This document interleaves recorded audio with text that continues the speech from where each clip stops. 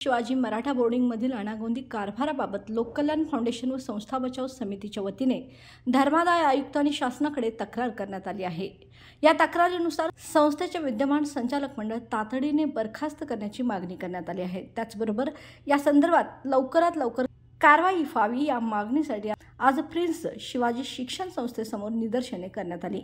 यावेळी बोलताना लोककल्याण फाउंडेशनचे अध्यक्ष म्हणाले, अध्यक्ष लोककल्याण फाउंडेशन आज आम्ही प्रिन्स शिवाजी मराठा बोर्डिंग हाऊसच्या कारभारासंदर्भात आम्ही गेले 1 वर्षभर चळवळ चालू केली आहे। आज प्रिन्स शिवाजी मराठा बोर्डिंगमध्ये इतका असंख्य मोठा भ्रष्टाचार आहे। ही संस्था छत्रपती शाहू महाराजांनी एक गोरगरीब लोकांच्या शिक्षणासाठी स्थापन केली, पण तो उद्देश हा लोकांनी विसरून ही संस्था भ्रष्टाचारी संस्था म्हणून केली आहे। आज सध्याचे विद्यमान चेअरमन के.जी. पाटील यांनी प्रत्येक गोष्टीत भ्रष्टपणा चालू केला आहे। आज संस्थेची नोकर भरती असो, संस्थेच्या इतर कामाचा अंदाज असो, इतर कामात केलेल्या प्रत्येक कामात कमिशन असो, ह्या गोष्टी इथं अवलंबण्यात आल्यात। आज संस्थेच्या बाधा देणारी गोष्ट म्हणजे कोल्हापूर शहरात डोंगराळ भाग दाखवून विद्यमान प्राचार्यांची मुदतवाढ देणं, इतका गलिच्छपणा आज ह्या संस्थेच्या चेअरमननी केला आहे।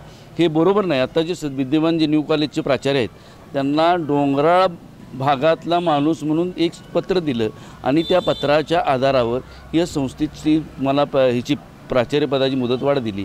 हे संस्थेला शोभणारं नाही।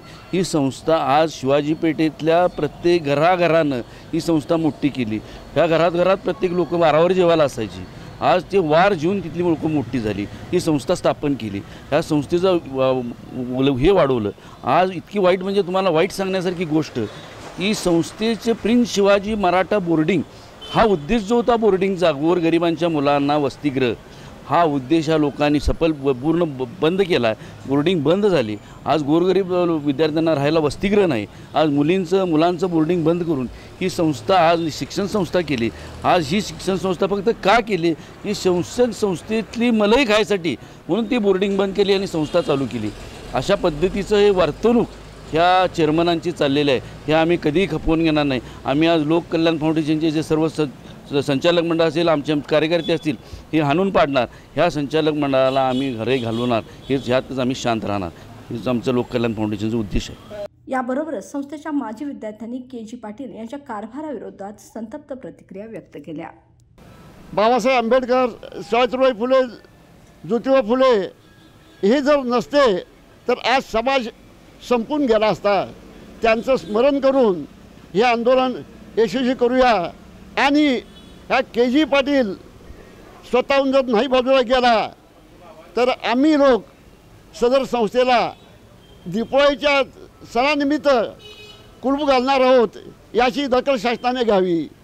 मराठा बोर्डिंग बचाव ह्या संघटनेतर्फे आम्ही हे आंदोलन करत आहोत। प्रिन्स शिवाजी मराठा बचाव म्हणजे काय तर संस्थेचे चेअरमन के.जी. पाटील यांचा जो मनमानी कारभार चालू आहे त्याला आमचा विरोध आहे। इथले शिवाजी पेठेतले स्थानिक सभासद कोणी नाहीत आणि त्यांच्या इतर गावचे सभासद भरती करून संस्थेत जो गैरकारभार चालू आहे त्याला विरोध म्हणून आम्ही प्रिन्स शिवाजी मराठा बोर्डिंगचे माजी विद्यार्थी आणि शिवाजी पेठेतले स्थानिक नागरिक की जे प्रिन्स शिवाजी मराठा बोर्डिंगचे विद्यार्थी आहेत आणि प्रिन्स शिवाजी मराठा बोर्डिंगवर आणि पर्यायानं शाहू महाराजांच्यावर प्रेम करणारे नागरिक यांच्या वतीनं हे प्रिन्स शिवाजी मराठा बोर्डिंग बचाव म्हणून आम्ही आंदोलन करत आहोत।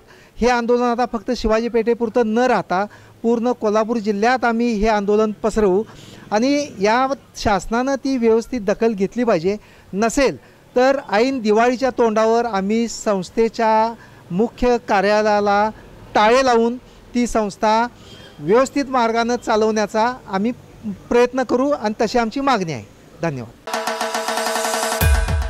कोल्हापूर जिल्ह्याचे माजी जिल्हा परिषद सदस्य माननीय डॉक्टर राहुल आवाडे यांना वाढदिवसाच्या हार्दिक शुभेच्छा।